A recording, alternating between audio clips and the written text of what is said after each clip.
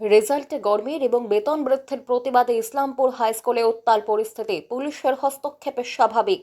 স্কুলের পরীক্ষার রেজাল্ট গরমিল, নিয়মিত পঠন পাঠনের অভাব এবং হঠাৎ বেতন বৃদ্ধির প্রতিবাদে শুক্রবার উত্তাল হয়ে উঠল ইসলামপুর হাই স্কুল চত্বর।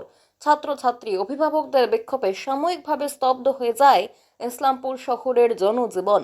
বিক্ষোভের অংশ হিসেবে স্কুলের ছাত্রছাত্রীরা ইসলামপুরের গুরুত্বপূর্ণ রাজ্য সড়ক অবরোধ করে প্রতিবাদ জানায়। একই সময়ে একাধিক অভিভাবক স্কুলের প্রধান শিক্ষকের ঘরে প্রবেশ করে তাকে ঘেরাও করে নিজেদের দাবি তুলে ধরেন।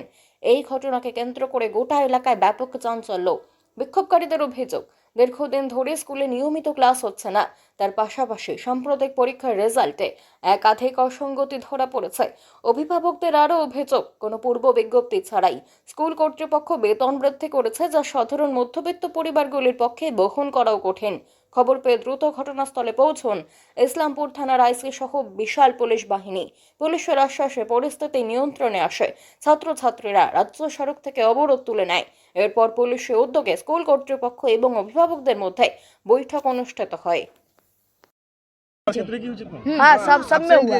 एग्जाम देने के बाद भी absent? एग्जाम देने का बाद भी एब्सेंट दिया। आपका डिमांड क्या है? हम लोग का डिमांड है अभी हम लोग का सही करो, सबका रिजल्ट सब ले ले, क्लास में नया रिजल्ट हम लोग को बढ़िया से बना के दे और किताब आज का आज चाहिए हम लोग को। और फीस कम करे, और फीस कम करे, और नहीं तो अगर नहीं सुनेगा तो हम लोग SDO मैम के पास जाएंगे। कितना फीस लेते हैं? हाँ, 650। ডেট ছিল বই দেওয়া হবে, ওই জন্য আমরা সবাই এসেছি। হ্যাঁ, এদের মানে মার্কশিটগুলো সব নম্বর মানে যোগ করতে ভুল, কারোর নম্বরই নাই। হ্যাঁ, ফার্স্টে অনেকগুলো ফার্স্ট ইউনিট সেকেন্ড ইউনিটের নম্বর ঠিক, থার্ড ইউনিটে জিরো। কেউ সব পরীক্ষা দিয়েছে কিন্তু অ্যাবসেন্ট। হ্যাঁ, অ্যাবসেন্ট। ক্লাস 9-এর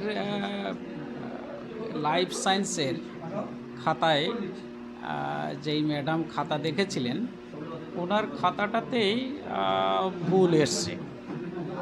তো ওনাকে আজকে দেওয়া হয়েছে যে তোমার খাতায় নাম্বার ভুল আছে, তুমি একটু রেকটিফাই করো। তো উনি রেকটিফাই করছেন। শুধু একটাই ক্লাসই না, বিভিন্ন ছাত্র এবং গার্জেনরা বলছে সমস্ত ক্লাসেই সে দু একটা করে হতে পারে, কিন্তু হ্যাঁ, আর ক্লাস 6-এর যে মার্কশিট আমরা দিয়েছি, ওটা ওই সিস্টেমেই যিনি করেছেন, সিস্টেমেই ভুল করেছেন, সেই জন্য ক্লাস 6-এর পুরো মার্কশিটটাই ভুল এসছে।